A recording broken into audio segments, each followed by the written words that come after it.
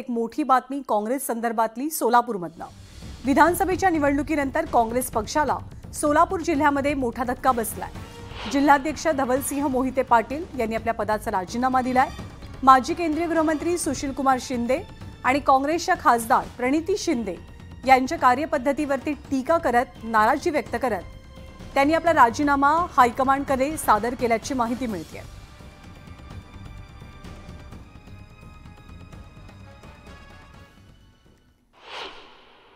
काँग्रेसचे नेते बाळासाहेब थोरात हे शरद पवारांना भेटले। यावेळी ईव्हीएमसह विविध मुद्द्यांवरती दोघांमध्ये चर्चा झाली।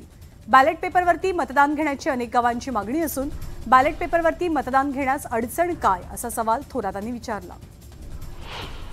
बांगलादेशमध्ये हिंदू धर्मीयांवरती सातत्याने हल्ले होत आलेत। यावरनं खासदार संजय राऊतांनी पंतप्रधान मोदींवरती निशाणा साधला। हे सरकार हिंदूंच्या बाबतीत भोंदूगिरी करतंय, ढोंग करतंय असा आरोपही त्यांनी केला। निवडणूक आयोगाकडे 6 नंतर झालेल्या मतदानाचे डिटेल्स मागितल्याची माहिती प्रकाश आंबेडकरांनी दिली आहे। तर एकनाथ शिंदेंनी मार्कडवाडीतलं मतदान थांबवण्याचा आदेश का दिला असा सवालही त्यांनी विचारला। ईव्हीएमवरती शंका घेणं हा विरोधकांचा रडीचा डाव आहे। जनतेनं महायुतीला कौल दिलाय। विरोधकांची संख्या केवळ बैठकीपुरती मर्यादित आहे अशी टीका खासदार सुजय विखेंनी केली। माजी खासदार सुजय विखेंनी केली आहे।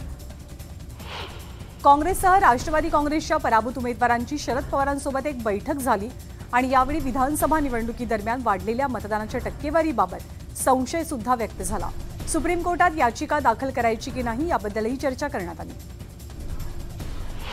बेळगावला केंद्रशासित प्रदेश घोषित करण्याची मागणी शिवसेना ठाकरे पक्षाच्या खासदार प्रियंका चतुर्वेदींनी केली आहे। केंद्रीय गृहमंत्री अमित शहांना पत्र पाठवत त्यांनी मागणी केली।